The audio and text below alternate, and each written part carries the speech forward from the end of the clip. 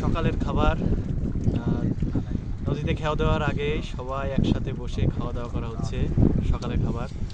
ভাই খাবারের স্বাদ কেমন হয়েছে ভাই? ইনশাআল্লাহ ভালো হয়েছে আলহামদুলিল্লাহ। নৌকায় রান্না কোনো সময় খারাপ হয় না, আর এমন স্বাদ হয় যেটা মুখে লেগে থাকে। একবার খাইলে মনে হয় যেন আবার কবে খাবো। বাড়ি গেলে কিন্তু এরকম টেস্ট পাই না। বাড়ির খাবার এত টেস্ট না এরকম স্বাদ লাগে না, টেস্ট লাগে। এর কারণ কি ভাই?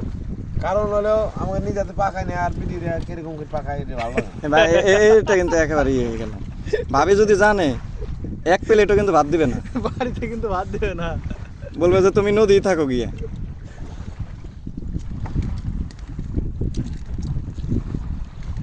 আমাদের অতি পরিচিত বাবু ভাই, সে এখন সকালে নাস্তা করছে নদীর পাঙ্গাস মাছ দিয়ে। অবশ্য বাবুর্চি আজকে আমাদের বাবু ভাই না, বাবুর্চি আজকে সিদ্দিক মামা।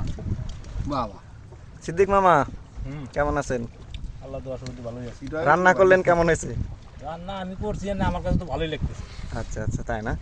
এটা কেমন হলো? আপনার কাছে ভালো লাগলি তো হয় না? আমি তো পাক করছি, আমি তো আর খারাপ করে করতেছি কি?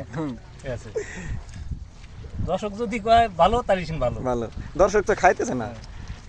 যাক, আপনাদের খাওয়াই দর্শকের খাওয়া। দর্শক খালি কালার দেখবে। কাকা, রান্না কেমন হয়েছে? আলহামদুলিল্লাহ, শুনে খুব ভালো লাগলো।